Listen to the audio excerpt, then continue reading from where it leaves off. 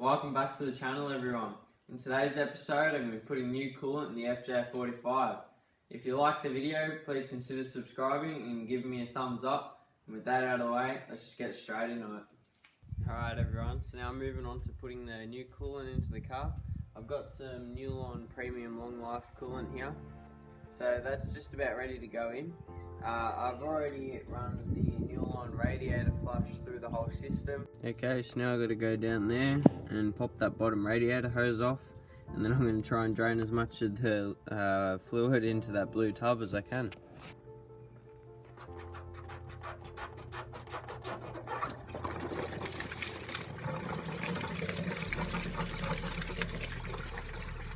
Okay, so now I've got the second lot of water with a little bit of radiator flush in it, and now I'm going to undo this hose clamp on the bottom and drain it out again. Hopefully it'll be a bit clearer this time.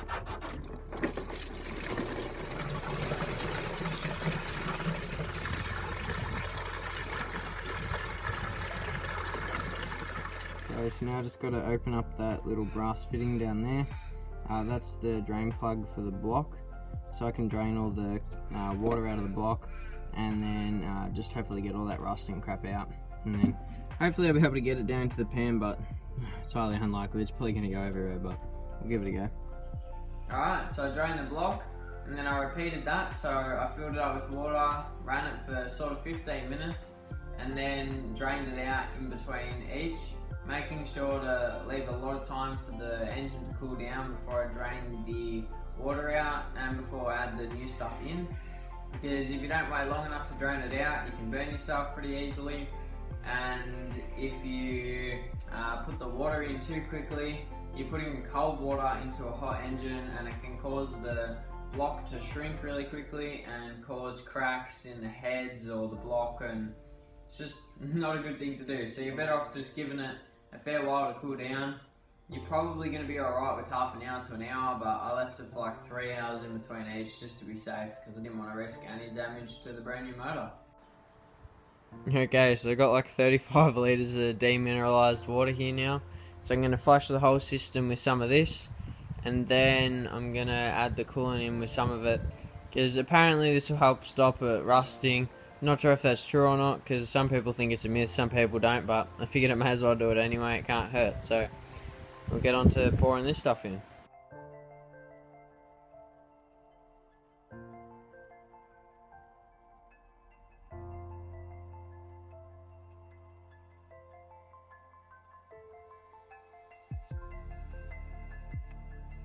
Alright, I finished flushing out the system with the demineralised water now, so it's all nice and clean on the inside.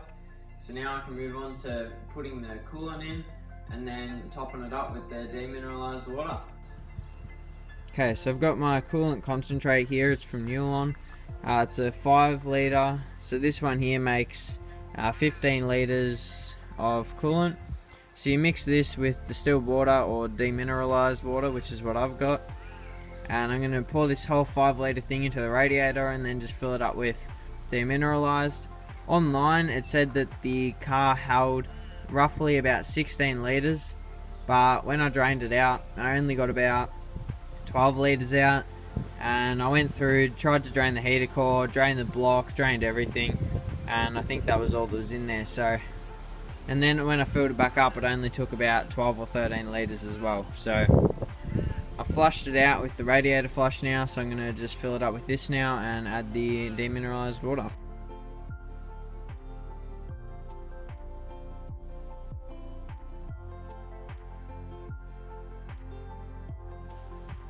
Okay, so I just poured in the 5 litres of concentrate, then I put 5 litres of demineralised, and then roughly about another 3 litres of this stuff here. So I've only got 8 litres of it in there to 5 litres of coolant, and you're supposed to mix it at 33% or 50%. Now I'm going to run that and just make sure that it actually sucks all the coolant through, just trying to bleed out some of the air through the system. Maybe squeeze the top radiator hose a bit just to try and get some of the air out, but this car's pretty good at self-bleeding itself. So I haven't actually got the coolant overflow bottle hooked up, so I've got to fill that up with more coolant later on, but for now this will do.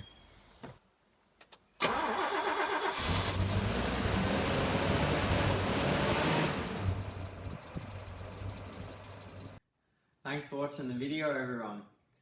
If you enjoyed, please make sure to consider subscribing and leaving a like on the video, because there's going to be plenty more videos just like this one on the FJ45, as well as fabrication projects and other projects in the future.